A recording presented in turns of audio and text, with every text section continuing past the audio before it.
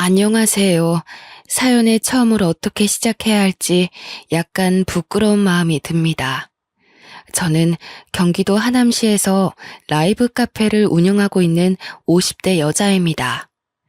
젊었을 때부터 학생의 낭만이라는 통기타를 좋아해서 아주 일찌감치 라이브 카페에서 노래를 부르는 아르바이트를 하고 있었습니다. 제 목소리가 아주 꾀꼬리 같다면서 저의 노래를 들으러 오는 손님들이 꽤 많았습니다. 제 자랑같이 들리시겠지만 음반을 내자고 하시는 제작자들도 가끔 와서 제 노래를 즐기다가 가셨죠.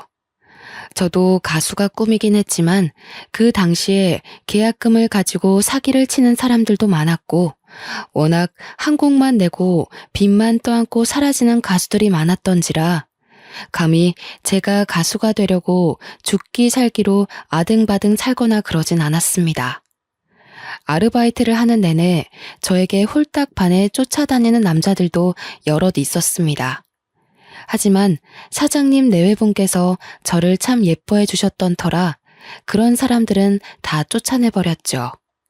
그럼에도 불구하고 딱 한 사람, 저를 멀리서 계속 지켜만 보고 신청곡을 통해 마음을 넌지시 전하는 남자.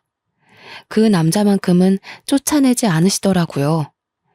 사장님이 저에게 나이가 들면 다 관상이 보이는 법이라면서 사람 하나는 꽤 진국처럼 보인다고 옆구리를 쿡쿡 찌르시기도 했고요. 저는 적극적이진 않지만 꾸준히 저에게 감정을 내비치는 남자와 연애를 시작하게 되었습니다. 저에게 매번 사랑의 노래를 불러달라고 했고 저는 그 마음에 보답이라도 하듯 노래를 불러주었습니다. 그렇게 라이브 카페에서 쪽지를 주고받다 서로 눈이 맞아서 연애를 하게 되고 결국엔 결혼까지 꼴이 나게 되었습니다. 남편은 노래를 부르는 제 모습이 너무나도 사랑스럽다면서 결혼 이후에도 저에게 라이브 카페 일을 그만두지 말라고 했습니다. 물론 시댁에서는 무척이나 싫어하셨죠. 딴따라도 아니고 고작 라이브 카페에서 술이나 팔면서 노래를 부르는 술집 여자라고 저를 하등 생물인 것 마냥 취급하셨습니다. 이러려고 남편을 대학 보낸 게 아니라고 하면서 상견례 자리에서는 통곡을 하셨습니다. 저희 부모님께서는 이 결혼 절대 반대할 거라고 하셨지만 남편의 적극적인 모습에 결국 두 손 두 발 다 드셨습니다. 남편에게 네 팔자 네가 꼰 거라고 욕하셨지만 저는 든든한 남편만 있으면 다 괜찮다고 생각했어요. 저와 남편의 신혼생활은 그렇게 낭만적이지만은 않았습니다. 시댁에서는 늘 저를 무시하셨고 대기업에 다니는 시동생과 비교를 하셨어요. 남편은 중소기업에서 하청 담당 업무를 보고 있었는데 월급이 시동생과 꽤 많이 차이가 났거든요. 하지만 남편은 본인 회사에 대한 자부심이 있었고 저는 그걸 존중해 줬어요. 시댁에서만 내내 잔소리를 하셨죠. 아니, 우리 아들이 버는 돈이 쥐꼬리 같으면 며느리라도 대기업 다니고 하면 얼마나 좋아? 어디 노래나 부르고 웃음이나 파는 여자를 데리고 와서는 좋다고 둘이 난리를 치는데 내가 정말 속이 터져 죽겠어. 시어머니께서 친구분과 통화를 하는 걸 보고 저는 속이 참 많이 상했습니다. 제가 좋아서 노래를 부르는 일을 하는 건데 고작 웃음이나 파는 여자 취급을 당하니 자존감도 많이 떨어지더라고요. 그래도 그 와중에 예쁨을 받겠다고 명절이고 행사고 빠지지 않고 참석해서 굳은 일도 다 했는데 결국 돌아오는 건 비난과 힐난이었습니다. 결혼한 지 5년 정도 흘렀을 때 갑자기 라이브 카페 사장님 내외분께서 가게를 정리하고 귀농을 하고 싶다는 말을 하셨어요. 그런 언질조차 받지 못했었는데 정말 하루아침에 정리를 하겠다고 하시니 너무나도 당황스러웠습니다. 그럼 라이브 카페를 아예 정리하시는 거예요? 그래서 말인데 미선 씨가 인수해서 운영하는 건 어때? 제가요? 우리 카페 단골 손님들이야 전부 미선 씨 노래 들으려고 오는 손님들이고 알잖아. 우리 카페 단골 손님들 매출이 얼마나 대단한지.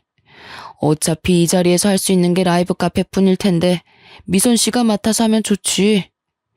저는 남편과 오랜 시간 상의를 거쳤고 결국 라이브 카페를 인수하기로 결정했습니다. 권리금이니 건물값이니 전부 대출을 받아야만 했지만 그래도 월 매출을 생각하면 나쁘지 않다고 결론을 내렸습니다. 저와 남편은 저희의 건물이 생긴 것, 매장이 생겼다는 것에 조금 들떠 있었습니다. 하지만 시댁의 입장은 저희와 영 반대였죠. 아니, 우리랑 상의도 없이 그 술집을 인수했단 말이야?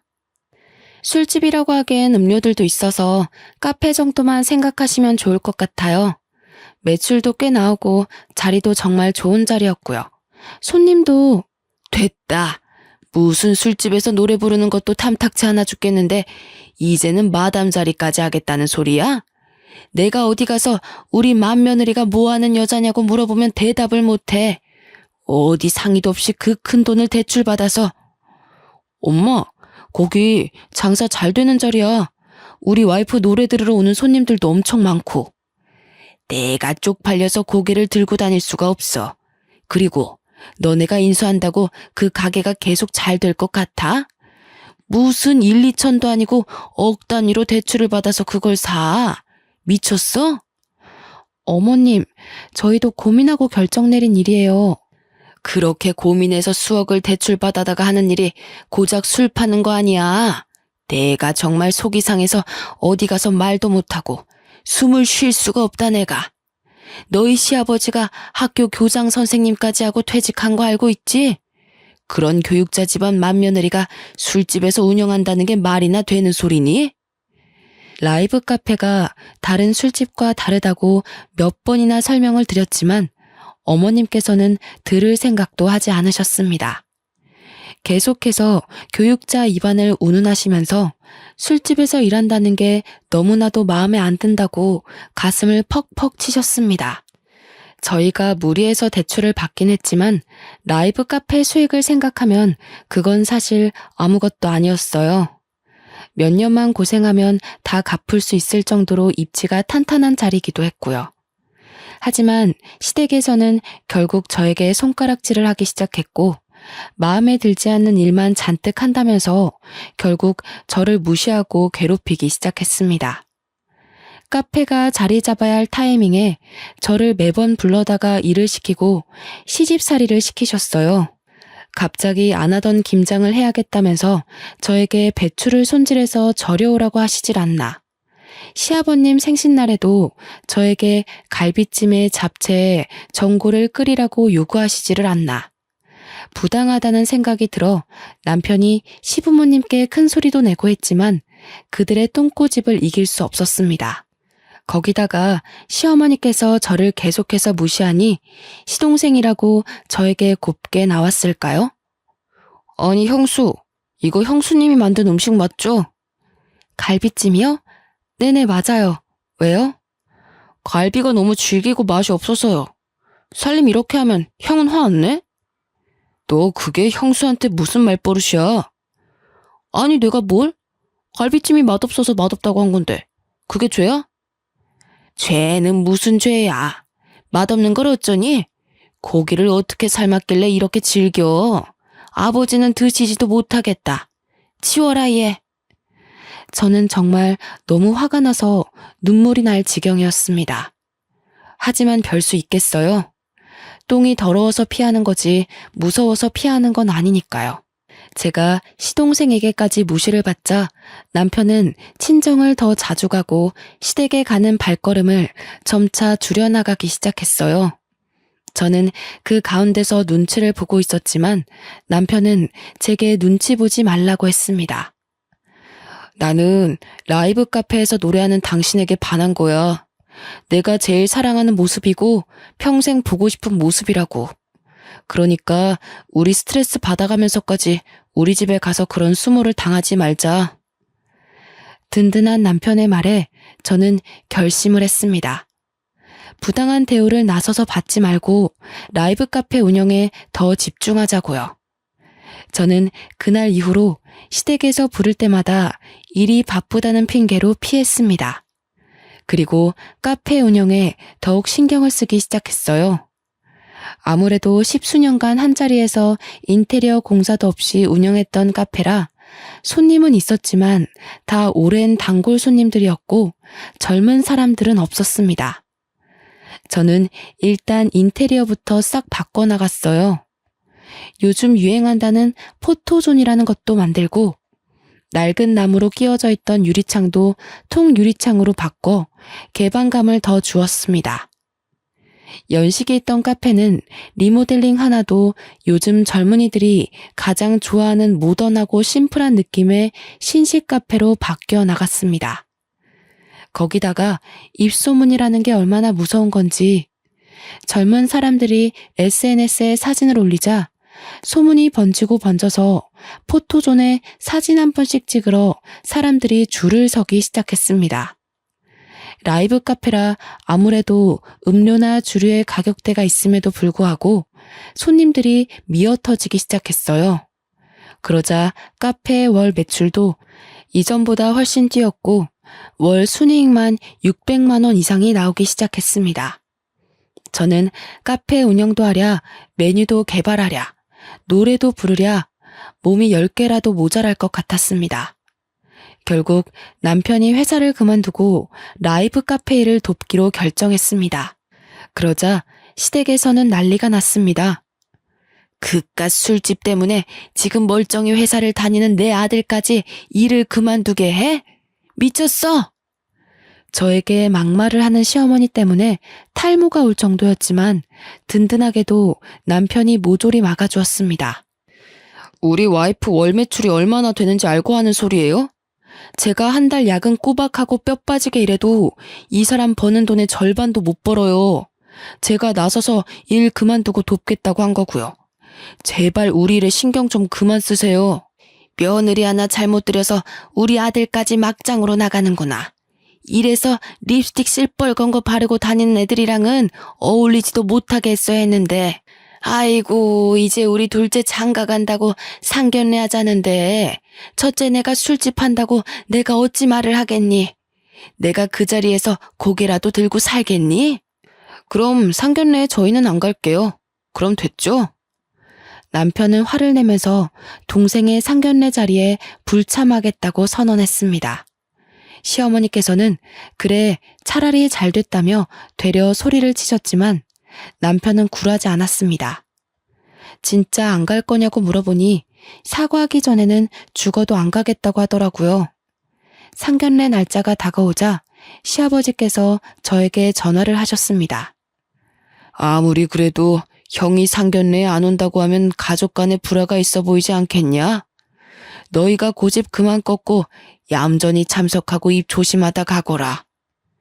아무리 싫다고 해도 남편의 가족이다 보니 저는 눈치가 좀 보이더라고요. 결국 남편을 설득해서 상견례 자리에 참석하게 되었습니다. 상견례 자리에서 시어머니는 얼굴에 웃음꽃이 아주 활짝 피셨더라고요. 알고 보니 동서될 사람이 유명 대기업에 다니고 있었습니다.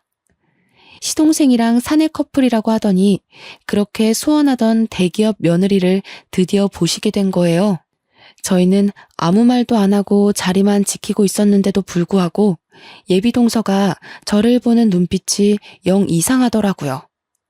상견례 자리에서 어떻게 밥을 먹었는지 잘 기억도 나지 않는 채로 돌아왔고 다음날 가게를 오픈하러 나갔는데 가게 앞에서 예비 동서와 시어머니께서 기다리고 있더라고요. 저는 깜짝 놀라서 가게 문을 열고 안으로 두 분을 모셨습니다. 아니, 누가 술 장사하는 거 아니랄까봐 가게 문을 이렇게 늦게 여니? 평일에는 오전 11시나 되어야 가게 문을 열었거든요. 아무래도 오전에는 커피를 주문하는 사람들이 대부분이고 커피값이 다른 카페에 비하면 많이 비싼 편이라 그마저도 오전엔 손님이 없었어요. 오후 4시 이후부터 장사가 잘 되는 편이었습니다. 하지만 이런 사정을 모르는 시어머니와 예비 동서는 저희 가게를 깎아내리기에 바빴습니다. 이렇게 장사가 안 돼서야 원 인테리어도 허여멀건해가지고 이게 뭐냐? 이래서 우리 아들 대출 빚이나 다 갚을런지 내가 답답해서 원. 그러게요, 어머님. 이래서 평범하게 회사 다니는 게 제일 좋은 거라니까요.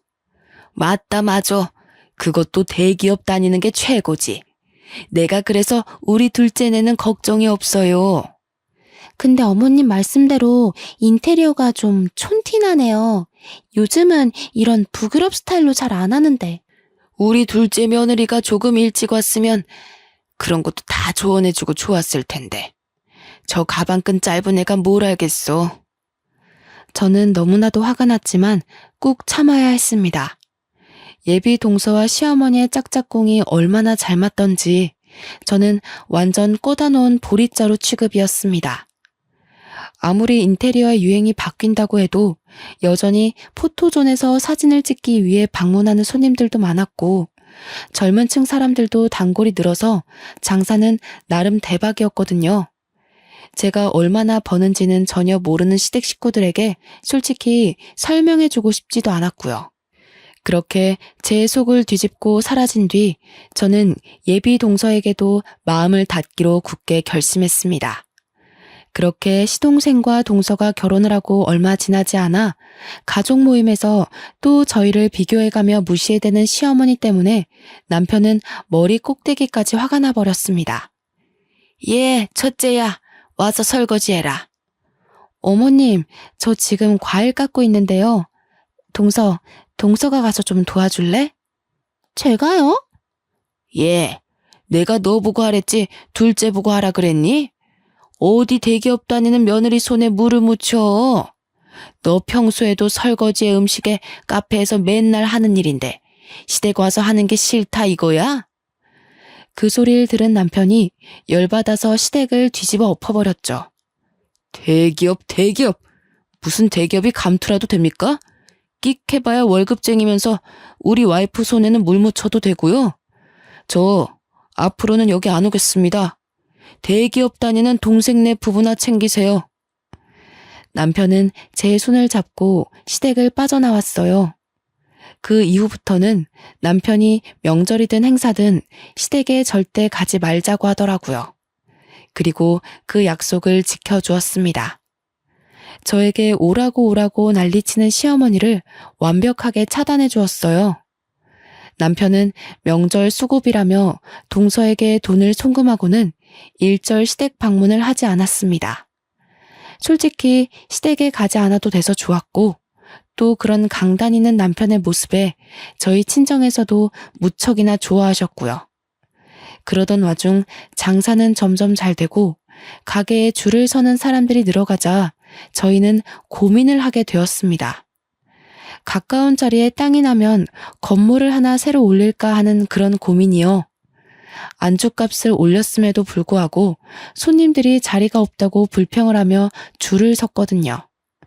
초기엔 순이익이 600만 원에서 700만 원 정도 되었는데 지금은 1000만 원을 훌쩍 넘기는 이익을 내고 있으니 대출금 갚는 것도 걱정 없었고요.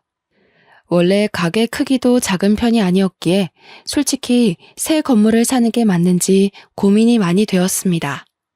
그러던 와중 옆 가게 사장님께서 저희 가게에 밀려 폐업을 결정하셨다는 소식을 듣게 되었고 저희는 그 가게 자리를 살 수 있게 되었습니다. 옆에 건물은 20층짜리 건물이었는데 꼭대기층에서 카페를 운영 중이셨거든요. 강변이 한눈에 보이는 뷰 맛집이었지만 특색이 없었던 카페라 저희가 인수한 다음 인테리어까지 새로 해서 2호점을 만들었습니다. 기존의 라이브 카페 형식이 아닌 요즘 젊은 사람들이 좋아하는 라운지 펍 같은 분위기로 꾸미고 2호점은 남편이 운영하기로 결정했습니다. 저희 가게에 시그니처 메뉴들을 다 가져다 놓았더니 홍보도 안 했는데도 손님들이 줄줄 미어 터지는 게 아니겠어요? 옥탑도 있고 야경도 멋지게 보이는 자리라 그런지 오픈한 지 2-달 만에 각종 방송에서도 취재를 나오기 시작했습니다. 장사가 잘 되니 명절 같은 대목에는 자연스럽게 시댁 방문을 더욱더 멀리하게 되었습니다. 남편이 수고비라는 명목으로 시댁에 돈을 보내니 시댁에서도 딴소리를 못 하셨고요. 저희 둘이 버는 월 순이익이 2천만 원을 넘겨가니 대기업 다니는 건 비비지도 못할 일이었죠. 하지만 그럼에도 불구하고 시어머니께서는 동서를 꼭 끌어안고 어차피 한철 지나면 쫄딱 망하는 사업이라면서 저희를 무시했습니다. 저희가 2년 넘게 시댁에 방문하지 않았으니 하루는 새해부터 시어머니와 동서가 가게로 찾아와 난동을 부리기 시작했습니다. 예, 장사 좀 잘 된다고 지금 시댁을 무시하는 거야 뭐야? 갑자기 찾아온 바람에 저도 너무 당황스러워서 어찌할 바를 모르고 가만히 서 있었습니다. 손님들도 꽉 차 있는데 한가운데서 소리를 질러대니 손님들도 웅성웅성 거리기 시작했고요. 구석진 곳으로 모셔서 조용히 이야기하고 보내려고 했더니 둘은 더 당당하게 큰 소리를 치시더라고요. 이보시오. 여기가 우리 맏며느리가 하는 가게인데 돈 좀 만진답시고 시댁을 완전히 깡그리 무시하는 게 아니겠어? 잘된 게 다 우리 조상님 덕인지도 모르고 제사도 안 지내고 돈이나 턱턱 보내면 다인 줄 알아? 저는 솔직히 제 노력으로 잘된 것인데 조상님을 운운하니 열이 받더라고요. 옆 가게에 있는 남편에게 호출을 하고 저도 당당하게 시어머니와 동서에게 맞불을 놓았습니다. 잘된 게 왜 다 조상님 덕이죠? 거기다가 제 조상님도 아닌걸요. 이 카페가 잘 되는 건 다 저와 남편이 노력해서 일궈낸 것들입니다. 따박따박 말대꾸하는 버릇은 어디서 배워온 버릇이야? 너네 친정에서 그리 가르치디? 너네 조상님이 그러라 시키디? 술집 장사하는 년이 배워먹은 거 없이 거기다가 너네 장사도 잘 된다면서 고장 명절에 100만 원 붙이는 게 다야? 직원들도 술렁술렁거리기 시작했어요. 저와 오래 일했던 직원들이고 제가 얼마나 노력했는지도 잘 아는 사람들이었거든요. 시어머니의 말도 안 되는 주장에 직원들이 화가 나는지 시어머니를 말리기 시작하더라고요. 여기서 이런 식으로 행동하시면 저희 영업에 방해가 되니까 다른 자리를 옮기시는 게 좋겠어요. 뭐야? 너 누군데 나한테 그런 소리래? 내가 이 집 주인네 시어머니라고. 주위에서 말리는데도 점점 발악하는 소리가 커졌습니다. 무슨 분노 조절 장애가 있는 사람도 아니면서 마치 그런 병이라도 있는 사람인 것 마냥 소리를 고래골래 질러댔어요. 말도 안 되는 트집을 잡아가면서 말이에요. 말리는 사람들을 뿌리치고 저한테 달려와서는 막 삿대질을 하는데 정말 당황스럽더라고요. 저희 직원들 말 못 들으셨어요? 여기서 이러시면 영업 방해예요. 영업 방해? 이게 미쳤나? 어디 시어머니 무서운 줄도 모르고 그딴 소리를 짓거려. 오늘 너 죽고 나 죽자. 도대체 왜 이러시는 건데요? 돈 좀 번다고 유세했더니 한 달에 버는 돈이 몇 천이라고 방송에 나와서 떠들더니 우리를 무시하고도 네가 잘 될 줄 알아? 제가 언제 무시했다고 그러세요? 술 파는 사람이라고 무시한 건 어머님이시잖아요. 내가 뭐 틀린 말 했니? 술 파는 거 맞잖아. 장사가 잘 되면 돈이라도 턱턱 내놓던지. 다른 며느리들은 시어머니 용돈하라고 매달 100만 원, 200만 원 준다는데 넌 뭐야 도대체? 잘난 대기업 다니는 며느리 두고 왜 저한테 그러세요?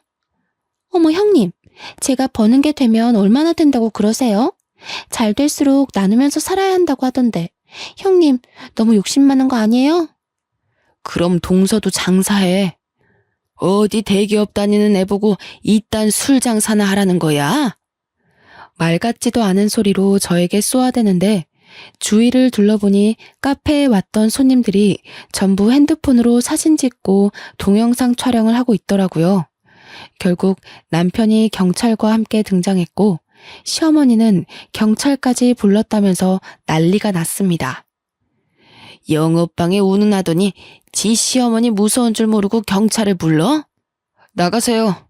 왜 여기 와서 이러세요 어머니? 너도 그러는 거 아니다. 키워준 은혜도 모르고 너무 배은망덕한 것 아니냐? 이게 다 전현한테 물들어서 그런 거야. 분에 못 이겨 시어머니께서는 제 머리채를 잡고 흔들기 시작하셨습니다.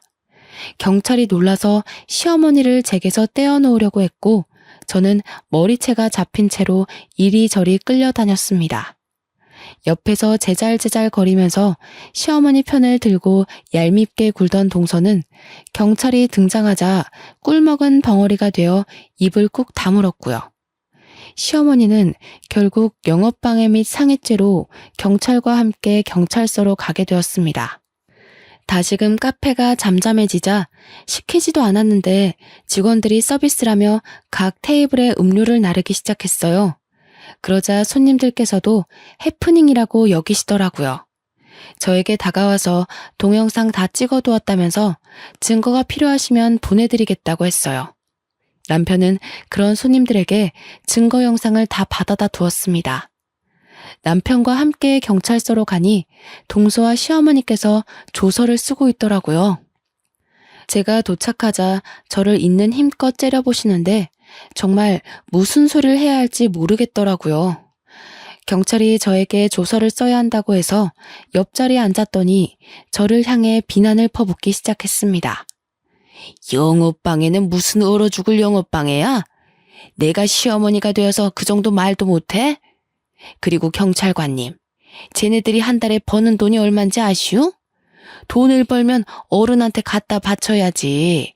지들끼리 잘 먹고 잘 사는데 이건 노인학대 아니야? 자꾸 이러시면 가게에 찾아와서 난동 부린 거 전부 소송하겠습니다. 뭐가 어쩌고 어째?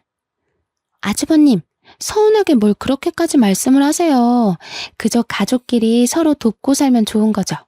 가족끼리 신고하고 얼굴 붉혀서 뭐 하겠어요? 안 그래요, 형님? 아이고, 며느리 하나 잘못 들였다가 결국 이사달이 나네. 내가 다 늙어서 이런 수모를 당하면서 살아야 하나. 시어머니의 저런 행동에 남편은 또 얼마나 속이 상할까 싶더라고요. 저는 결국 법적 조치를 원하지 않는다고 말을 했어요. 남편은 이참에 본때를 보여줘야 하는 거 아니냐고 했지만 동서 말대로 가족끼리 얼굴 붉혀서 뭐 하겠나 싶었고요. 경찰 또한 저보고 좀 참으면 어떻겠냐고 설득을 하더라고요. 솔직히 남들 볼 때 얼마나 콩가루 집안으로 보이겠습니까? 저도 일이 커지는 게 귀찮고 싫어서 그냥 합의하겠다고 하고는 경찰서 밖으로 나왔습니다. 남편은 그래도 분이 풀리지 않았는지 씩씩대더니 시어머니를 향해 소리를 치더라고요. 앞으로는 명절이고 행사고 죄송해서 드렸던 용돈도 드리지 않을 겁니다. 가게에 한 번만 더 찾아오시면 그때는 가족이고 뭐고 다 필요 없어요. 영업방해로 고소하고 합의도 안 할 겁니다. 시어머니께서는 목덜미를 잡고 넘어가는 신용을 했지만 남편은 뒤도 돌아보지 않고 경찰서를 나오더라고요. 그러면서 제 손을 꼭 잡고는 참고 넘어가줘서 고맙다고 했어요. 남편의 속이 얼마나 시커멓게 탔을지. 아무리 그래도 낳아주고 길러준 친엄마인데 저런 식의 마무리는 원치 않았을 것 같더라고요. 아무리 몸이 힘들다고 하지만 회사 다닐 때보다 가게를 운영하는 지금이 훨씬 더 행복해. 계속 회사에 있었으면 지금처럼 우리가 살 수 있었을까? 나는 당신과 함께 있는 게 훨씬 더 소중하고 행복하니까 더 이상 우리 집에 미련 갖지 않을 거야. 남편은 진심으로 제 생각을 해주었고 저도 남편의 말을 따르기로 했습니다. 아무리 낳아주고 길러준 정이 있다고 해도 자꾸 저렇게 비교만 해대니 좋은 마음으로 대할 수가 없겠더라고요. 그렇게 저희는 시댁과의 인연을 완전히 끊어냈습니다. 고소를 운운했더니 시댁에서도 더 이상 가게에 찾아오거나 하는 일은 없었습니다. 저희는 안정이 되었고 친정 부모님께서도 가게 일을 도와주시게 되었어요. 제가 임신을 했기 때문입니다.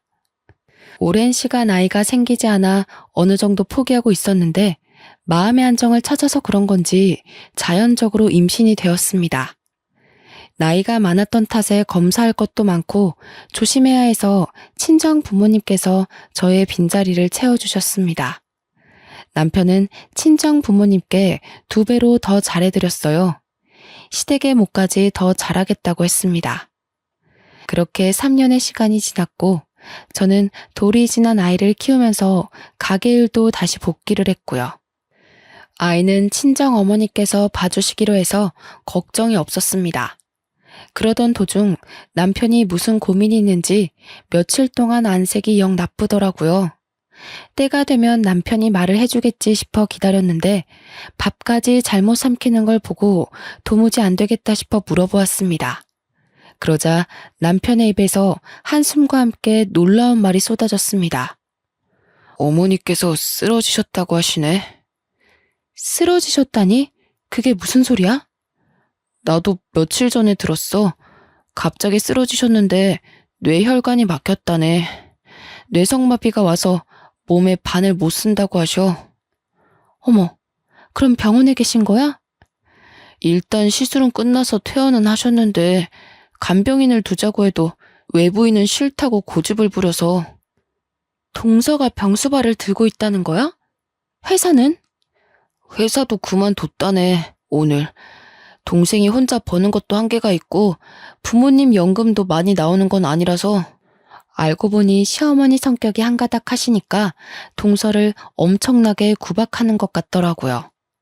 동서는 그동안 시어머니한테 받은 게 있어서 싫다고도 못하고 옆에 붙어 있는데 수발 들어주느라 매일 죽을 상이라고 하더군요. 심지어는 시어머니 수발 때문에 동서가 회사까지 그만둔 건데 이제 볼 것도 하나 없는 년이라면서 어눌한 말투로 구박한다고 하더라고요. 저는 그 이야기들을 모두 듣고도 따로 연락을 하진 않았습니다. 그동안 제가 당했던 수모들인데 동서가 듣는다고 제가 뭐 위로라도 해줘야 하나요? 게다가 동서는 어머님 옆에 찰싹 붙어서 여우같이 저를 욕했던 인간인걸요. 며칠이 더 지나고도 제가 별말 없자 시아버지께서 제게 전화를 하셨습니다. 얘야, 아직도 꽁에 있는 게냐?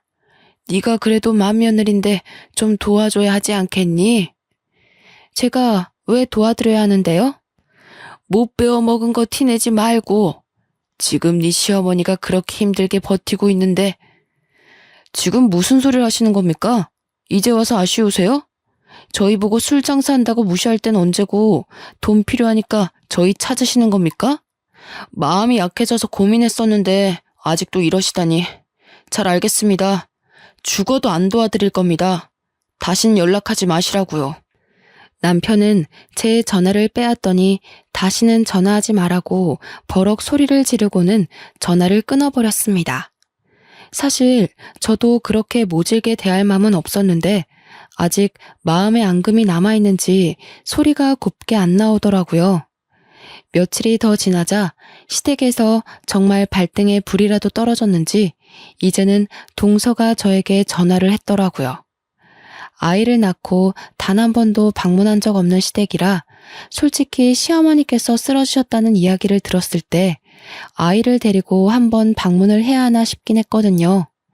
동서는 제가 전화를 받자마자 울음을 터뜨렸습니다. 형님, 정말 죄송해요. 그동안 얼마나 괴로우셨을지 이제야 이해가 가네요. 동서 울어? 왜 그래? 오늘도 어머님이 저에게 역정을 내셨어요. 수발 드느라 회사도 그만뒀는데 이제 볼 거 하나도 없다면서 제대로 씻기지도 못한다, 살림도 못한다. 구박을 엄청 하세요. 멀쩡하실 때도 나한테 그러시더니 아직도 그러시는구나. 정말 미쳐버릴 것 같아요. 몸이 불편하시니까 화장실도 혼자 못 가시고 시아버지와 남편은 나 몰라라 하시고요. 간병인은 죽어도 싫으시대? 2주 동안 간병인을 3명이나 갈아치우셨어요. 간병인 아주머니들도 도저히 시어머니 같은 분은 케어 못 해주겠다고 말하고. 제가 찾아가도 될까요? 제가 찾아와도 좋다고 허락을 하자 동서가 한달음에 저희 라이브 카페로 찾아왔습니다. 고생을 한 티가 팍팍 날 정도로 얼굴이 어두워지고 살도 빠져 있더라고요. 그러더니 저를 보고 무릎을 꿇고 눈물을 흘리기 시작했습니다. 그 며칠 같이 살았는데 도무지 전 못 버티겠어요. 이런 수모를 어떻게 10년이 넘도록 참으면서 지내셨어요? 정말 대단하다는 말밖에 안 나옵니다. 제가 그동안 너무 버릇없이 굴었죠. 정말 죄송해요. 빈말이 아니라 진짜 진심으로 사과할게요. 시아버지께서도 도저히 같이 못 살겠다고 하셔요. 시어머니께서 어느 정도로 트집을 잡으시냐면 이불 빨래를 했는데 세탁 세제 냄새가 마음에 안 드신다고 가위로 이불에 구멍을 내셨어요. 솜털은 다 빠져서 날아다니고 시아버지가 호통을 치시면 갑자기 소리를 막 지르시면서 자기가 반 병신 됐다고 무시하냐고 하시고요. 저보고 볼 거라곤 대기업 명함밖에 없는데 이제 어쩌냐고 트집을 잡고.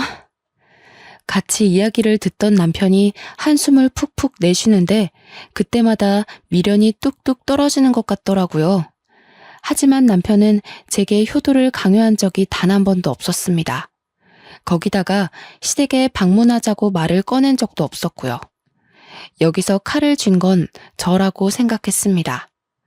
그래서 결국 제가 먼저 입을 열었어요. 동서, 내가 도와줄게. 여보!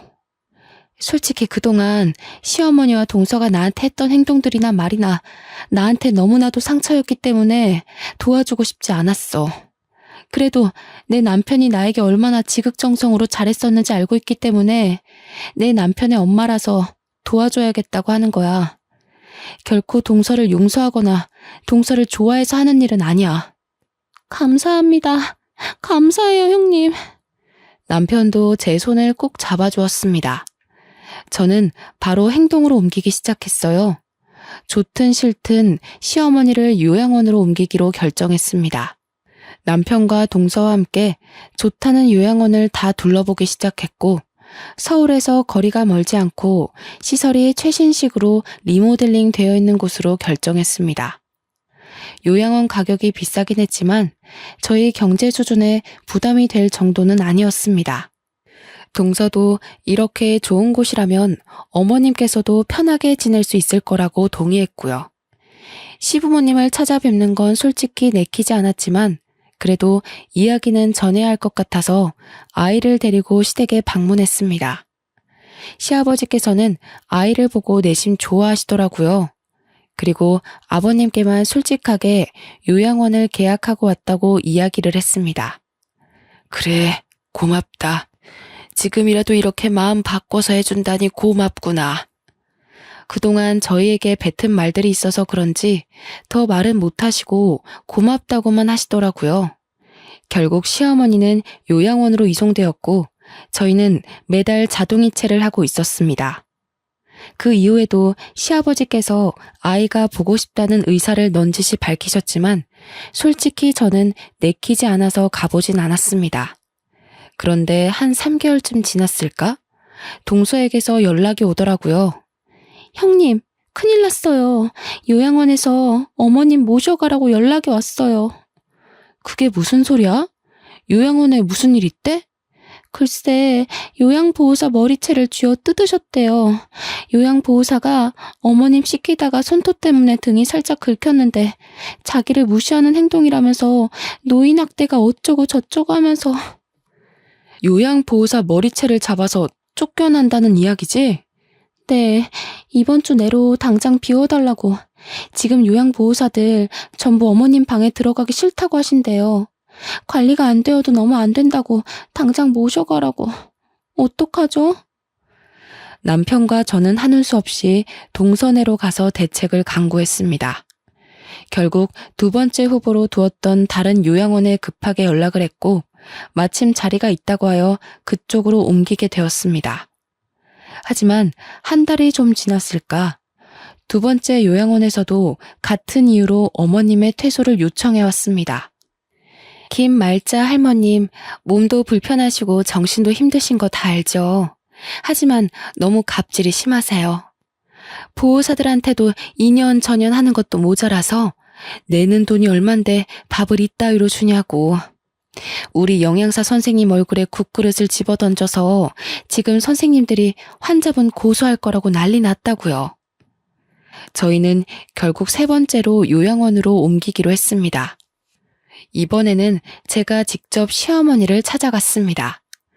가족들끼리 말은 맞춰놓았지만 세 번째로 옮길 시설은 정말 노후되고 평도 좋지 않은 요양원으로 일부러 골랐습니다. 내 이럴 줄 알았어. 지금 이따 요양원으로 나를 버리고 가려고? 그러길래 좋은 곳으로 보내드렸을 때 참고 지내지 그러셨어요. 해도 너무한 것 아니냐? 너희들 모두 한마음 한뜻으로 나를 버리려고 그러는 거지? 며느리들이 시어머니 수발 드는 게 그리도 싫은 게야? 시어머니께서는 가족이 아닌 다른 사람들이 돌보는 것 자체를 버렸다고 표현하셨습니다. 이왕이면 좋은 곳에서 자격증 있는 사람들이 전문적으로 돌봐드리는 게 어머님 케어에 큰 도움이 될 거라고 생각했는데 오히려 어머님은 수발은 가족이 직접 들어야 한다고 생각하셨던 거예요. 저는 정말 기가 막히고 코가 막힐 지경이었습니다. 고작 그런 이유로 동서를 괴롭히고 요양원에서 난동을 부렸다는 사실 때문에 말이죠. 3살밖에 안 된 저희 애기도 이런 생각은 하지 않을 것 같았습니다. 애도 아니고 고작 남의 손이 탄다는 이유로 버리니 뭐니 짜증이 나더라고요. 그러길래 어머님, 처음에 술집 여자라고 절 무시하더니 결국 이런 꼴이 되셨잖아요. 제가 대놓고 비아냥거리자 동서가 흠칫 놀라더라고요. 시어머니께서는 얼굴이 시뻘겋게 달아올라 저에게 삿대질을 하셨지만 몸이 불편하셔서 그런지 말은 제대로 못하시는 듯 했습니다.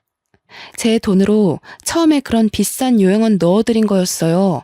그런데 거기도 싫다, 2번째도 싫다. 좋은 곳으로 보내드렸더니 전부 싫다 하셔서 결국 이렇게 후진 곳으로 올 수밖에 없었네요. 그쵸? 이런 못돼 먹은 년이. 정말 제가 못된 게 맞을까요, 어머님? 그 교장까지 하셨던 귀한 아버님께서 제발 돈 좀 대달라고 사정사정 하시더라고요. 그뿐인가요? 당신이 손에 물도 못 묻히게 했던 대기업 다니는 동서가 직접 무릎까지 꿇고 빌었어요, 저한테. 그런데 어머님께서는 당신 수발 드느라 회사까지 그만둔 동서에게 갑질을 하셨다면서요? 그게 어떻게 갑질이야? 며느리가 시어머니 수발 드는 게 어떻게? 어머님 수발만 들었겠어요? 인격 모독도 감수했는걸요. 우리 동서가 어머님 그 못된 성격 감당 안 된다면서 어찌나 울던지. 어머님, 제발 정신 좀 차리세요. 어머님 한 명 때문에 가족들이 얼마나 괴로워하는지 알고 있어요? 오죽하면 시동생은 연락도 없고 찾아오지도 않고. 그래서 이 땅 구린 곳에서 나보고 죽으라는 거야? 여기서까지 쫓겨나시면 그때 어머님 죽을 때까지 모르는 척 할 겁니다. 그쪽한테 베푸는 선의는 여기까지예요. 충고 하나 해드리자면 한 번 더 요양원에서 나가라는 전화 오면 그땐 가족들 모두한테서 버림받으실 거예요. 알고 계시라고요. 그날 이후로 동서도 저한테 아주 설설 기기 시작했고 시아버지도 제가 하자는 대로 하시더라고요. 더 이상 이 집안에서 저를 무시하는 사람은 없었습니다. 시어머니께서도 제 말에 충격을 먹었는지 낡은 요양원에서 3달째 아무 연락 없이 잘 지내고 있습니다. 요양보호사들도 갑자기 어머님이 말을 잘 따른다며 다들 좋아하고 있다고 하더라고요. 저는 최대한 문제없이 잘 해결한 것 같아 마음이 화병이 조금 가라앉으려고 하네요. 저희 아이도 쑥쑥 잘 커가고 남편도 저에게 잘해주니 요즘 참 행복합니다. 제 긴 사연 들어주셔서 너무나도 감사해요.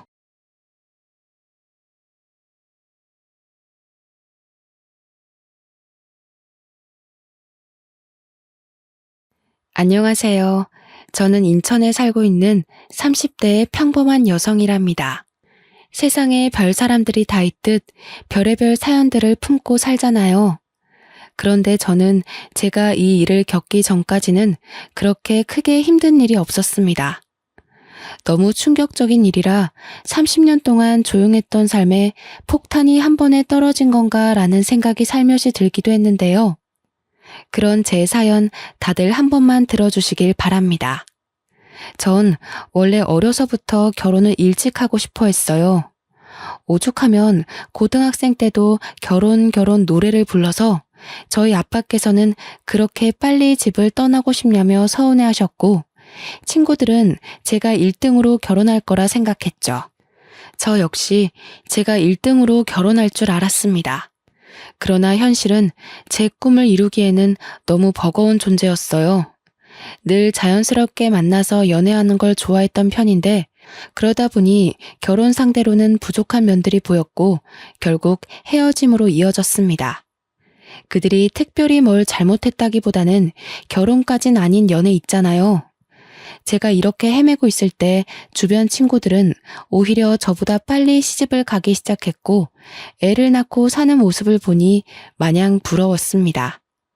그렇게 초조해할 나이는 아니라는 걸 알지만 그냥 결혼을 하고 싶었거든요. 결국 저는 자연스러운 만남을 포기하고 결혼을 위해 상대방의 조건을 모두 파악한 후 만나는 자리를 선택했고 그렇게 여러 남자와의 만남 끝에 제 짝을 찾았습니다. 지금의 제 남편은 조건도 만족이었는데 심지어 첫날 얼굴을 확인했더니 너무 잘생겨서 완전히 빠져버렸습니다. 결혼 생활은 결국 서로 얼굴 보고 사는 거잖아요. 남편의 외적인 모습까지 제 맘에 쏙 들어버렸습니다. 역시 인연은 따로 있다고 하던데 내 인연이 여기 있었구나 싶었어요.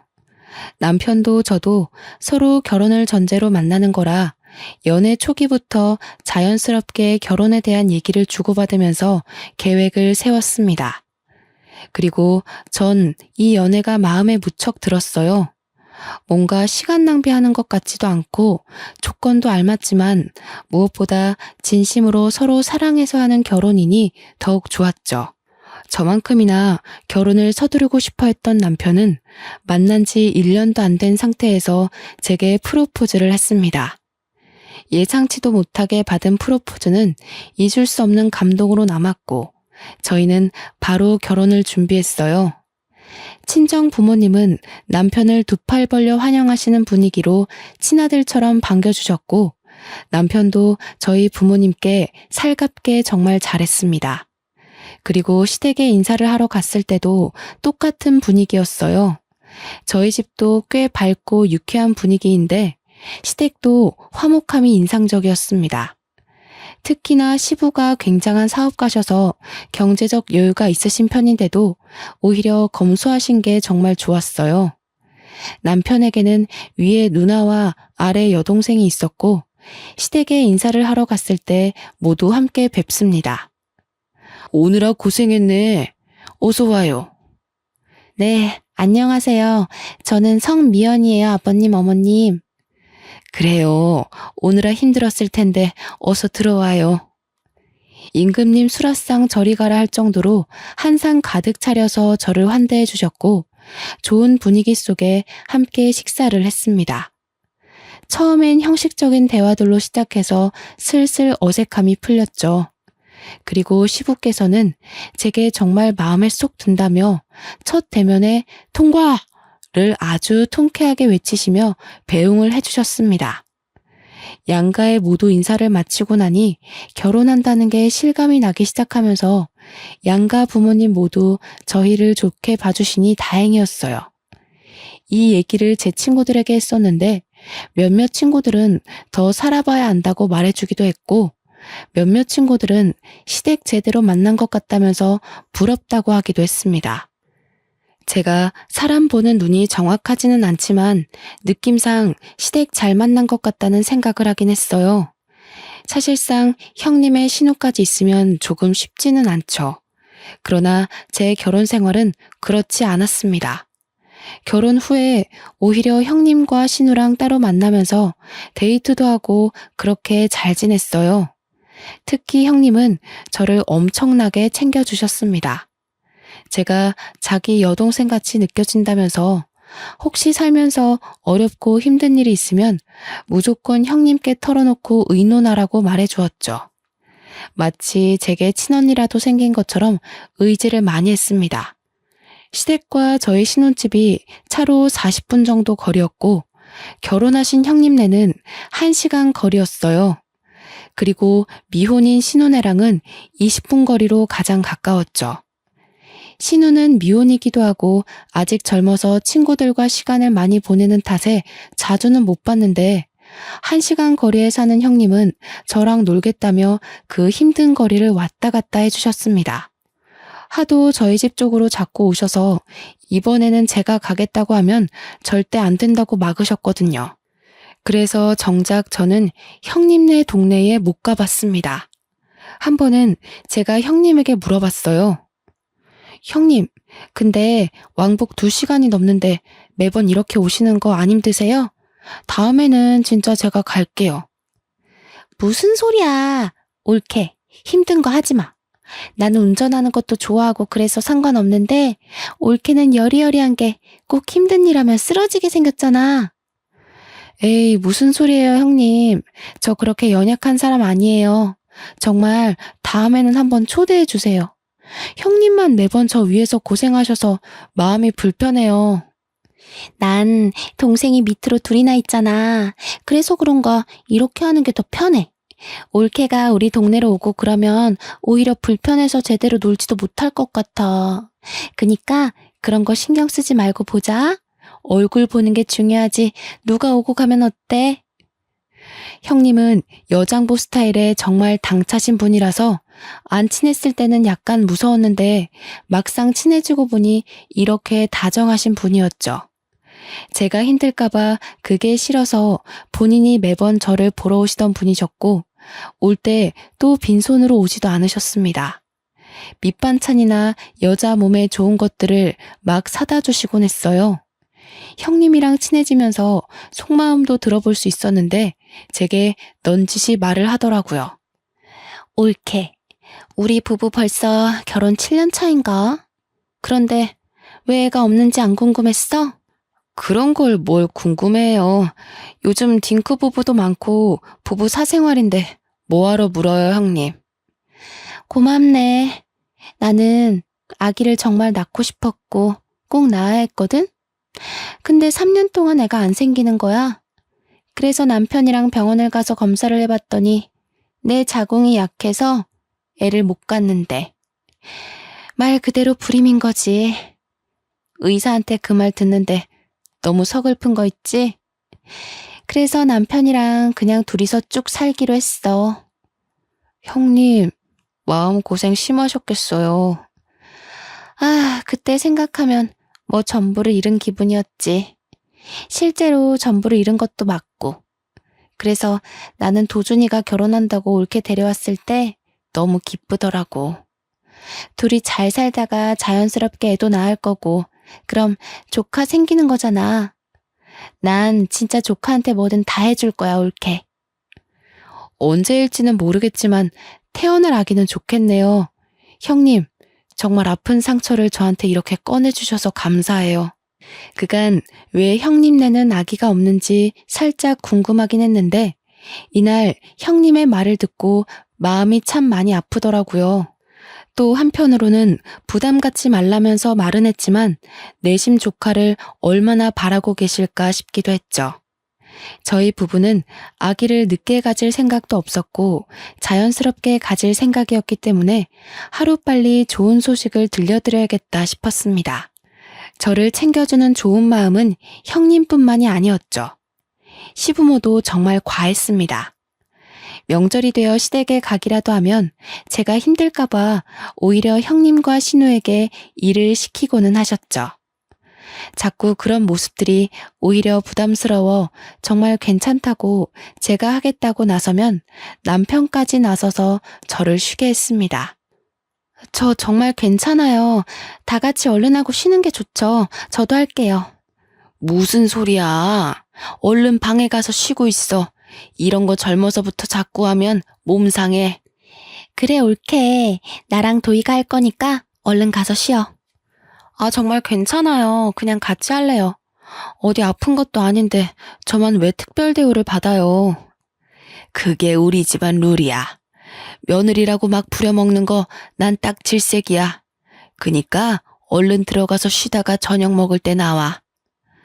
상상도 해본 적 없는 시댁에서의 풍경이었습니다. 제 지인들만 해도 명절 날이로 명절만 지내고 오면 끙끙 앓고는 했는데 전 오히려 너무 심심했죠. 과할 정도로 저를 아껴주고 챙겨주는 시댁 식구들 덕분에 좋기도 하지만 한편으로는 부담스럽기도 했습니다. 저를 과하게 챙겨주셨던 분들이지만 약간 이상한 부분은 있었어요. 형님은 제가 몸에 해로운 것이라도 하려고 하면 완전 태도가 돌변하셨습니다. 평소에 보지 못한 모습을 보이며 정색을 하더라고요. 형님과 데이트를 하다 가볍게 맥주 한 잔을 먹으려고 한 적이 있었죠. 그런데 형님은 갑자기 정색하면서 저를 말렸습니다. 올케, 지금 술 마시려는 거야? 치킨을 먹는데 맥주를 안 마셔요? 전 당연히 맥주 한 잔 하는 줄 알았죠. 형님 드시기 싫으시면 음료수 드세요. 저는 시원하게 맥주 마시려고요. 무슨 소리야, 올케. 내가 맥주를 마시고 올케는 음료수를 마셔야지. 아직 아기도 안 낳은 사람이 몸 관리 안 하는 거야? 그러다 큰일 나. 형님, 맥주 한 잔 먹는다고 무슨 큰일이 나요. 평소에도 마시는데요.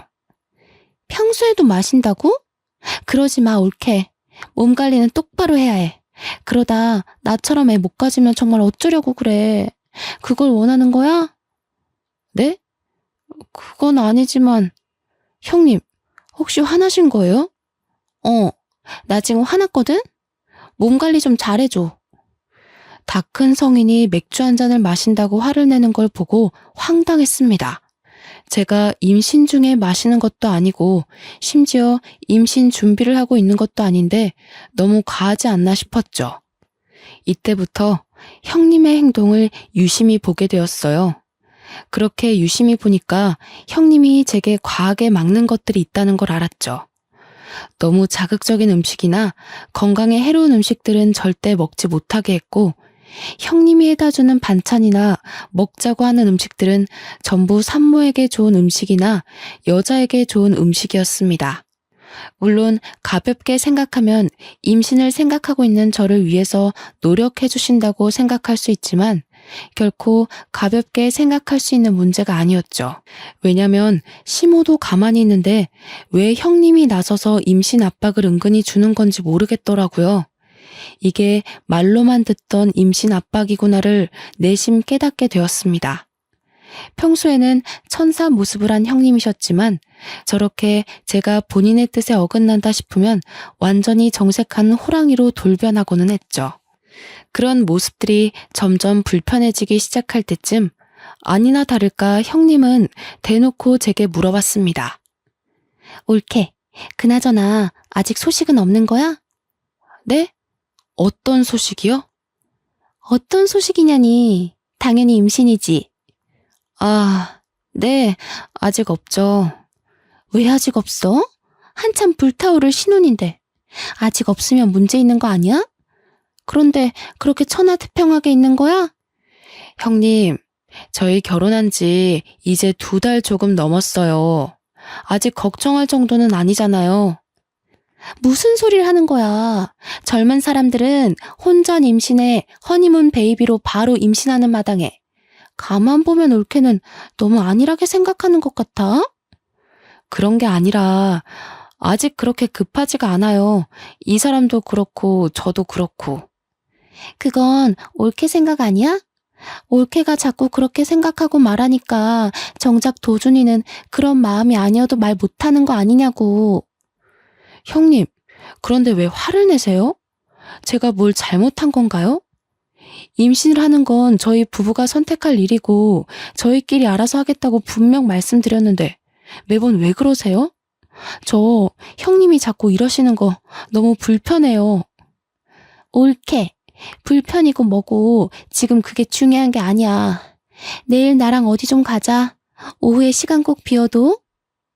형님은 제게 임신을 아직도 안 했다며 대놓고 화를 내셨어요. 과연 이게 맞는 상황인가 싶었습니다. 저는 이날 집으로 돌아와서 아무리 생각을 해봐도 형님의 태도를 이해하긴 어려웠고 남편에게 전부 솔직하게 말했어요. 여보, 형님이 자꾸 나한테 임신하라고 압박을 줘.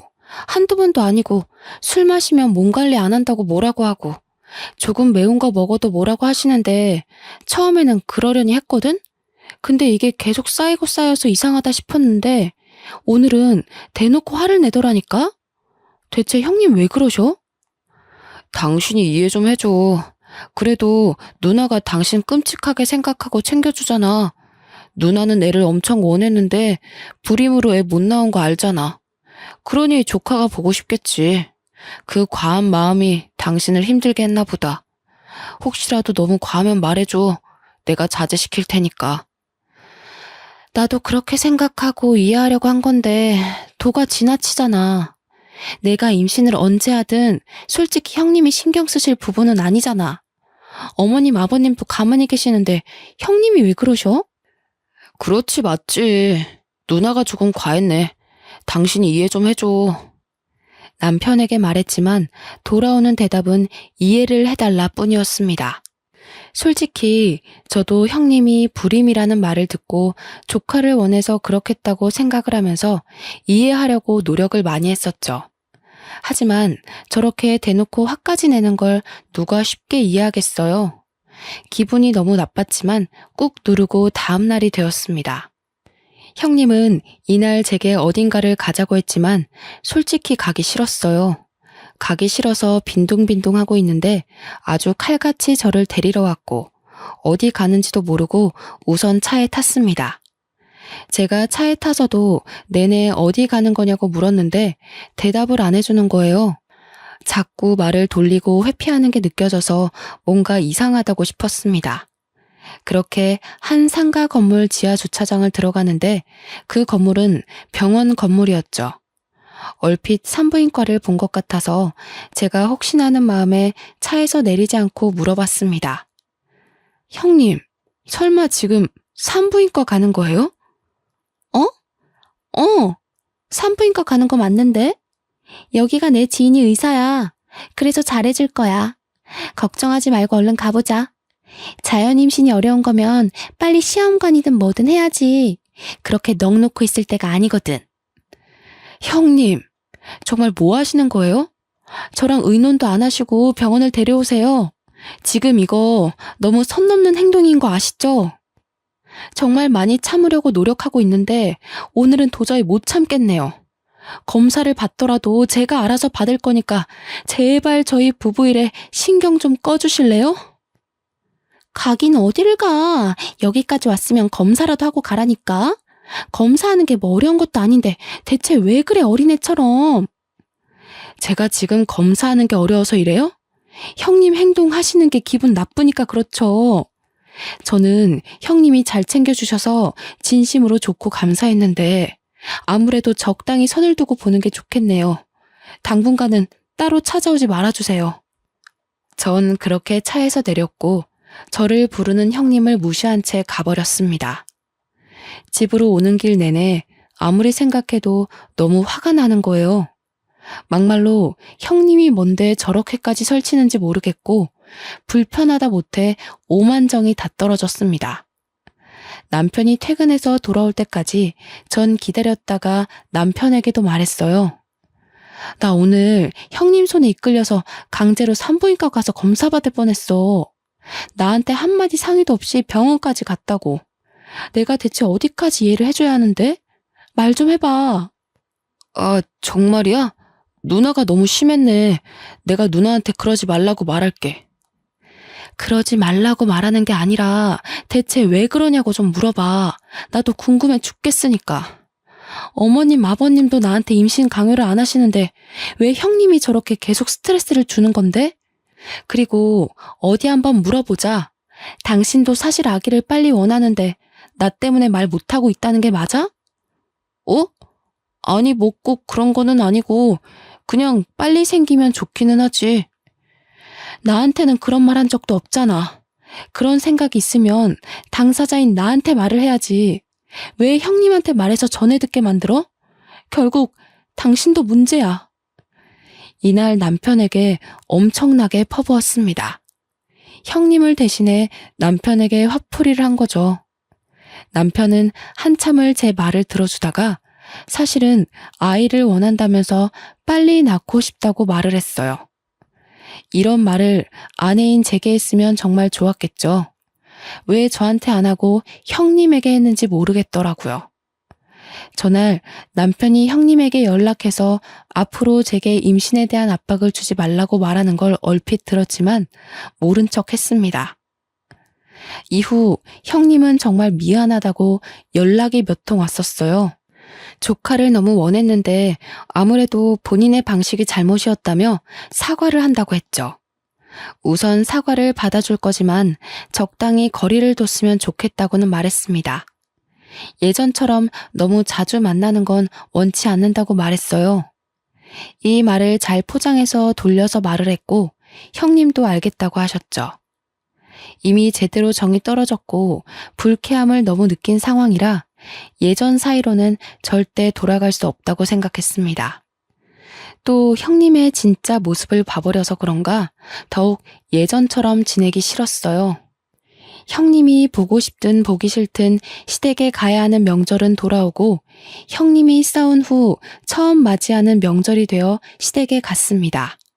여전히 저를 공주 대접해 주셨지만 이제는 제가 완강하게 나서서 일 꼭 하겠다고 그렇게 하지 마시라고 불편하다고 했죠. 그런 제 모습에 오히려 시댁 식구들이 다 놀랐지만 괜히 꼬투리 잡힐 일은 하지 않는 게 좋겠다고 생각했습니다. 그렇게 전도 부치고 음식을 만들다가 옷에 계란물을 흘려서 갈아입으려고 방에 갔죠. 저희 시댁이 2층 집이고 저희가 가면 2층을 사용해요. 옷을 갈아입고 2층에서 1층으로 내려오는데 1층에서 형님과 남편 그리고 신우가 다투는 소리가 들렸습니다. 시모와 시부는 방에 들어가서 쉬고 계셨거든요.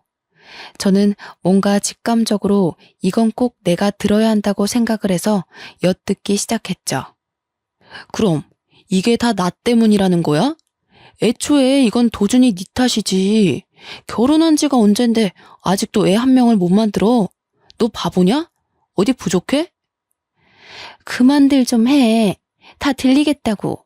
엄마 아빠도 그렇고 새언니도 들으면 어쩌려고 그래 정말? 어련히 알아서 할 건데 누나가 설쳐서 이 꼴난 거를 왜 인정을 안 해? 웃기지 마. 그게 뭐가 그렇게 어렵다고 너는 여태 몇 년 동안 그거 하나를 못하냐고. 언제까지 내가 이러고 있어야 하는데 나는 뭐 좋아서 이러고 있냐고. 아 그럼 빠지던가. 원래 아들인 나한테만 주는 건데 불쌍해서 끼워줬더니 말이 많아.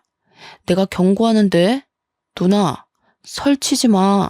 한 번만 더 설쳐서 일 키우면 누나는 국물도 없어. 그만들 좀 하라고. 기다려봐. 내가 망 보고 올게. 딱 봐도 내용이 이상한 대화였고 신우가 망을 보고 온다는 말에 전 다시 계단을 올라갔습니다. 그리고 자연스럽게 내려오는 척 했어요.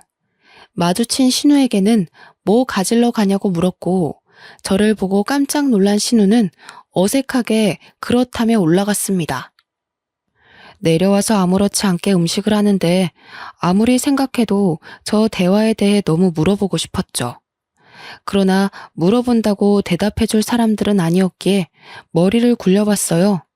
분명히 뭔가 있구나 싶었습니다. 제가 음식을 하는 와중에도 제 눈치를 살짝 보는 형님과 남편의 시선이 느껴졌지만 애써 무시하며 음식을 했어요. 다 끝낸 후 다 같이 저녁을 먹는데 갑자기 형님이 이상한 말을 꺼냈습니다. 우리 엄마랑 아빠는 좋겠네. 며느리가 하지 말라고 해도 직접 이렇게 맛있는 명절 음식도 해주고. 좋기야 한데 정말 괜찮으니까 다음부턴 하지 마. 힘들어. 그래 세아가. 여기 식구가 몇인데 너까지 고생하니? 거봐. 들었지 올케? 다음부터는 안 해도 괜찮아. 올케는 이런 거 하지 말고 예쁜 손주를 안겨줘야 진짜 효도하는 거지. 그렇지? 아유, 그럼 바랄 것도 없지. 내가 지금 이 나이에도 아직 버티고 있는 이유가 태어날 손주한테 한 푼이라도 더 주려고 그러는 건데. 그러게, 생각해보니 너희는 여태 소식이 없니? 병원은 가본 거야? 몸에 문제 있는 거 아니야? 아, 저희 아직 젊고 병원까지는 안 가봤어요. 조금 더 노력해보고 그래도 안 생기면 같이 병원 가볼게요. 젊다고 생각할 문제가 아니야, 세아가. 요즘 식습관에 환경 문제까지 겹쳐서 젊은 아가씨들도 불임이 얼마나 많은데 그걸 가볍게 생각하고 있었어?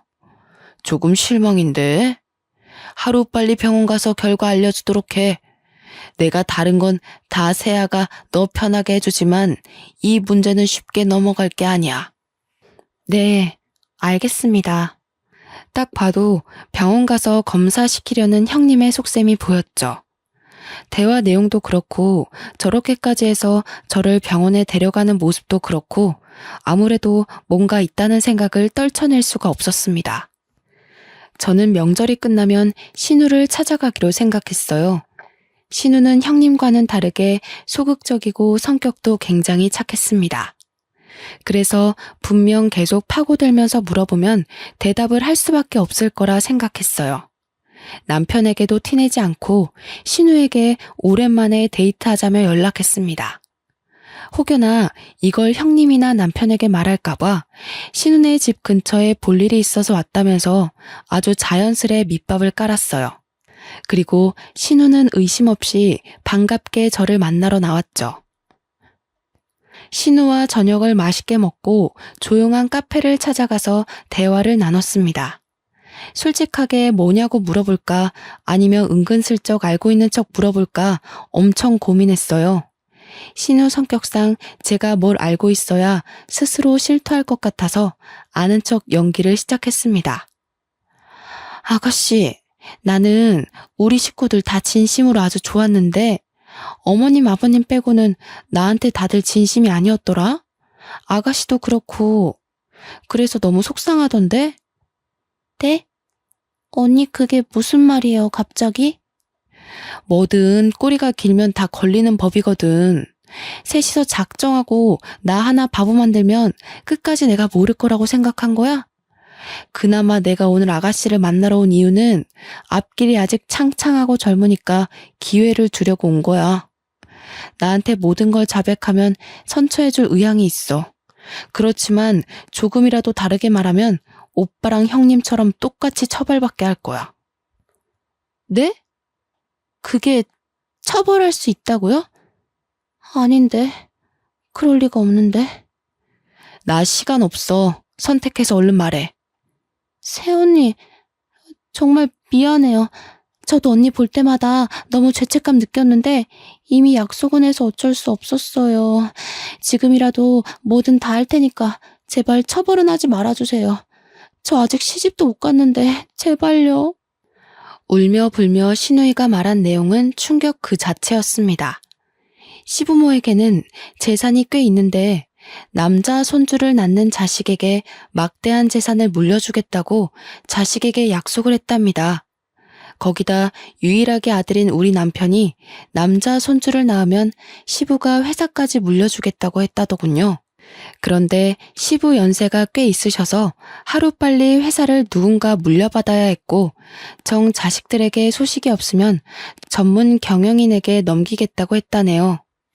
그 얘기를 들은 형님과 남편은 작당 모의를 한 거죠.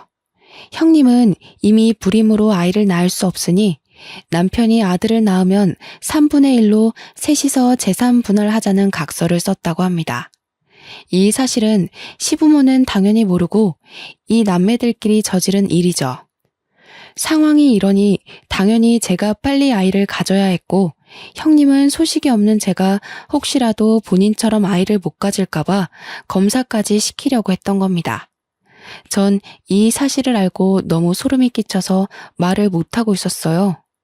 그런데 이게 끝이 아니었죠. 신우는 정말 제가 본인을 처벌할까봐 무서웠는지 알고 있는 사실을 다 말해주는 눈치였습니다. 꺼이꺼이 울면서 말을 하더라고요. 새언니, 정말 미안해요. 저도 정말 멈추고 싶었던 게 오빠랑 언니는 돈에 미쳤어요. 오빠 전 여자친구랑 원래 결혼하기로 했었거든요. 아이가 생겨서요. 그런데 아이 성별이 딸인 걸 알고 오빠가 그 여자를 버렸어요. 그래서 아이랑 그 여자랑 정말 힘들게 살 거예요. 지금도. 뭐라고? 진짜 너네 사람이 아니구나. 그걸 알면서도 눈 감아준 건 결국 아가씨 너도 공범인 거야. 알아? 아무리 돈이 좋고 각서를 썼더라도 가족이니까 그만하라고, 이건 멈춰야 한다고 말렸어야지. 그런데 나한테까지 피해를 주려고 해? 미안해요, 정말로. 언니는 그 전 여자친구가 꼴나기 전에 얼른 떠나요. 그냥 내가 해줄 수 있는 말이 이것뿐이에요. 그리고 저희 부모님한테는 비밀로 해줘요. 부모님 아시면 저희 죽어요, 정말. 우선 아가씨가 나한테 말한 거 알면 형님이랑 남편이 가만 안 둘 거야. 나도 모른 척하고 있을 테니까 아가씨도 당분간은 모른 척해. 혹시라도 신우가 형님과 남편에게 자백했다고 말해서 일이 틀어질까봐 입단속을 시켰습니다. 모든 사실을 알고 나니까 너무 충격적이라서 그런지 입이 다물어지지도 않더라고요. 충격이 커서 남편과 한 침대에서 도저히 함께 잘 자신이 없어서 일이 생겼다 말하고 그날은 호텔에 가서 혼자 하루를 보냈습니다. 밤을 새우면서 많은 생각을 했는데 그 전 여자친구라는 사람을 찾아서 꼭 만나야겠더라고요. 그래야 정확하게 알 수 있을 것 같았죠. 그런데 이상하게 걸어 다니는데 속이 울렁거리고 자꾸 몸이 나른한 게 잠을 미친 듯이 잤어요. 아무래도 스트레스를 과하게 받아서 그런 거겠지 생각하고 넘겼는데 순간 설마 하는 생각이 들었죠. 혹시나 하는 마음에 테스트기를 해봤는데 2줄이 나와버렸습니다. 하필 이 타이밍에 임신 사실을 알게 되니 막막해서 테스트기를 종류별로 한 6개를 해본 것 같아요. 가장 정확한 건 아무래도 병원을 가봐야 하는 거니 바로 병원을 가봤죠. 주수가 짧아서 아직 성별은 확인이 불가했지만 임신이 맞았습니다. 저는 그냥 그날 바로 남편에게 말했어요. 나 임신이래. 오늘 병원 갔다 왔어. 뭐? 그게 정말이야? 성별은? 아들이래? 무조건 아들이어야 하는데? 당신 정말 웃긴다. 왜 아들이어야 하는데? 임신을 축하해줘야지 성별을 따지고 들어? 왜? 딸이면 어쩔 건데? 지우려고? 어? 에이, 왜 그래? 당신 임신했다고 벌써 예민한 거야? 무조건 아들을 낳아야지. 내 아빠 말 못 들었어? 아들이 태어나야 딱 물려받을 거 다 받고 그러지. 자기 전에 하늘에 빌고 또 빌어야겠다. 무조건 아들. 제발. 딸이면 어쩔 건데? 딸이면 솔직히 난 낳기 싫어. 그냥 지우고 다시 가져야지 뭐. 생명이 무슨 장난이니? 소름 끼친다 당신. 태어나서 환영 못 받을 바에는 기억도 없을 때 없어지는 게 맞지. 너 같은 게 왜 태어났을까? 너희 남매 재산 분할 때문에 아들 낳아줄 여자가 필요하다며? 다 필요 없고 소름 끼치니까 당분간 떨어져서 지내자. 생각할 시간이 필요해. 뭐? 그거야 맞는 말이긴 하지만 그렇다고 해서 당신한테 피해를 준 건 아니잖아. 아, 우선 아직 성별도 모르니까 그래, 떨어져 지내면서 편하게 있어. 내가 안 보일 테니까. 그치만 꼭 몸 조심해야 돼. 사람이라면 감히 내뱉을 수 없는 말을 아무렇지 않게 하는 남편을 보고 전 충격을 받았습니다. 별거를 하자고 말했지만 남편은 별거고 뭐고 귀에 들리지도 않았고 기뻐서 날뛰더라고요. 아직 성별을 모르니 성별이 판별될 때까지는 나가 있어 주겠다는 말을 하는데 저게 사람인가 싶었습니다. 전 이미 모든 마음의 결정은 했고 이혼 준비를 바로 시작했어요. 이어 미혼모로 사는 남편의 전 여자친구를 찾기 위해 흥신소의 도움을 받았습니다. 흥신소의 도움을 받았더니 생각보다 빨리 찾게 되었고 제 생각보다 그 여자는 너무 힘겹게 살고 있었습니다. 같은 여자로서 너무 안타까웠습니다. 제가 먼저 연락드리니 저보다 남편에게 복수하려고 이를 갈고 있더군요. 안녕하세요. 저 전화드린 성미연이에요. 네네. 집이 허름하죠. 우선 앉으시고 정말 찾아와줘서 고마워요. 그 자식 그쪽한테도 그렇게 했어요? 저랑 우리 딸 버리듯 그렇게 한 거예요? 그러려고 하고 있는 것 같아요. 저는 아직 초기라 성별을 모르거든요. 근데 아들이 아니면 지울 거라네요. 그 자식 사람 아니에요. 지가 결혼하자고 매달리고 또 매달리고 원치도 않는 임신까지 시켜놓고서 딸인 거 알자마자 처참하게 버리더라고요. 저는 그때 너무 어렸고 심지어 그 자식 때문에 부모님이랑도 연을 끊어서 갈 곳도 없었는데 정말 딸아이랑 둘이 얼마나 힘들게 살았는지 몰라요. 당장이라도 멱살 잡고 싶지만 먹고 사는 게 힘들어서 복수는 꿈도 못 꾸고 살았어요. 제가 도와드릴게요. 우리 그 복수 같이 해요. 저도 그 자식 가만 안 둘 거거든요. 그 여자의 말을 들어보니 마지막 순간까지도 남편한테 매달렸다고 합니다. 그렇지만 남편은 다른 여자가 생겼다면서 넌 이제 필요 없다고 아주 매몰차게 거부를 했다고 해요. 결국 딸을 가진 여자니까 버린 거고 재산에 눈이 멀어버린 괴물 같은 놈인 거죠. 저는 전 여자친구와 함께 복수를 시원하게 하고 끝내기로 마음먹었습니다. 다만 안정기가 될 때까지 기다렸어요. 그 기간 동안 따로 나가 살 집을 구했고 그곳으로 제 짐을 옮겨서 이사하고 있었습니다. 별거 중이라 집에 오지 않던 남편은 이 사실을 전혀 몰랐죠. 이혼을 준비하고 있다는 사실도 모르고 천하태평하게 지내는 남편이 웃겼습니다. 그리고 안정기에 접어들면서 성별이 아들이라는 것을 알게 되었어요. 저는 남편에게 성별이 아들이라고 메시지를 보내자마자 미친 듯이 전화가 왔죠. 여보, 세상에 아들이 맞아?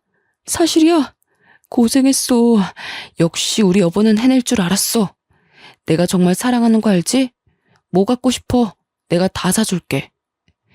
그러나 전 간결하게 딱 한마디만 하고 끊었습니다. 웃기시네. 나 너랑 이혼할 거야. 입 다물고 너희 부모님 집 앞으로 와. 아마 빨리 오는 게 좋을 거다. 남편이 버린 전 여친과 함께 시댁으로 쳐들어갔습니다. 시댁에 도착했을 때는 이미 형님과 신우 그리고 시부모가 있었고 전 여자친구를 보자마자 형님과 신우는 사색이 되었죠. 영문을 모르는 시부모에게는 제가 친절하게 설명을 해드렸습니다. 어머님, 아버님, 당신 자식들이 얼마나 괴물인 줄 아세요? 재산 그거 물려받겠다고 자기들끼리 각서까지 썼다네요. 제 남편이 아들 낳으면 3분의 1에서 나눠 갖기로요. 그리고 여기 있는 이 여자분은 저랑 만나기 전에 이미 남편의 딸을 낳으신 분이에요. 그런데 남편이 아들이 아니라 딸을 낳았다면서 이 여자분을 버렸다네요? 뭐라고? 그게 사실이니? 네, 제가 산 증인이죠. 제 딸아이가 벌써 5살이에요. 그 세월을 얼마나 피눈물 흘리면서 살았는 줄 아세요? 아무리 돈이 좋다고 해도 그렇지. 어떻게 그럴 수 있냐고 어떡해. 그 나쁜 자식 때문에 나랑 내 새끼는 매일 피눈물 흘리면서 살았는데 아직도 이러고 살고 있네요. 당신 아들은 돈에 미쳤다고요. 저한테 형님은 그러셨죠. 애 빨리 낳으라고 압박 주셨고 술도 한 모금 못 마시게 하고 마치 겉으로는 저를 무척 아끼는 척하면서 사실은 애 빨리 갖게 하려고 참 애 많이 쓰셨죠. 그런데 어머님, 아버님, 이 사람이 저 임신했다는 말 하자마자 뭐라 한 줄 아세요? 아들 아니면 지우고 다시 갖자던데요. 딸이면 낳을 필요가 없다고요. 그래서 저 이혼할 거예요. 제 말이 끝나자마자 시모는 뒷목 잡고 쓰러졌고 뒤늦게 도착한 남편은 전 여자친구를 보자마자 막 쫓아내려고 했습니다. 그걸 제가 말리고 있는데 시부가 남편의 멱살을 잡고 확 끌어서 뺨을 때리며 말했어요. 정신 차려. 네가 사람이냐? 내가 그런 뜻으로 너희한테 말한 줄 알아? 나는 괴물 새끼들한테는 돈 한 푼 줄 수 없다. 당장 내 집에서 나가! 이 말을 들은 남편은 저 때문에 모든 게 망했다면서 제 뺨을 때리더라고요. 그래서 저도 어이가 없어서 급소를 확 발로 차주면서 말했죠. 웃기고 있네. 야, 너 같은 건 씨 뿌릴 자격도 없어. 넌 죽을 때까지 절대 뿌리고 다니지 마. 여자들이 너무 아까우니까. 그러고 시댁을 나섰습니다. 몇 달 동안 남편과 이미 별거 중이었고 시댁 소식은 들을 길이 없었는데 그나마 신우가 먼저 연락해서 술술 말해주더군요. 전 남편은 집에서도 쫓겨나고 시아버님은 충격에 전문 경영인을 구하기로 했다네요. 너무 통쾌하더라고요. 웃긴 건 시부의 모든 경제적 지원이 끊겨버린 남편은 제게 다시 시작하자며 매달리기 시작했습니다. 제 뱃속에 아들이 있으니 다시 시부모님을 설득해서 자기가 회사만 물려받으면 모든 게 끝난다고요. 그 말을 듣는데 참 어이가 없었죠. 저는 완벽하게 무시하고 아예 연락을 차단해버렸습니다. 1년 전 잘생긴 아들을 출산하고 지금은 친정 부모님의 도움을 받으며 잘 키우고 있어요. 아이가 태어나자마자 시부모님이 조심스럽게 저한테 연락을 하셨어요. 본인 아들은 버렸지만 귀여운 손주 얼굴은 꼭 보고 싶다고 하면서요. 그 마음이 이해가 안 되는 건 아니었기에 지금은 전 시부모님과는 왕래하며 아들 얼굴도 보여주고 있어요. 아버님은 우리 아들이 커서 경영에 관심 있다고 하면 언제든 회사를 물려준다고 장난처럼 말씀하시더라고요. 저는 돈에 눈이 멀었던 전 남편과는 다른 사람이기에 그런 농담 하시지 말라고 하셨습니다. 지금은 아들 키우는 재미로 살고 있어요.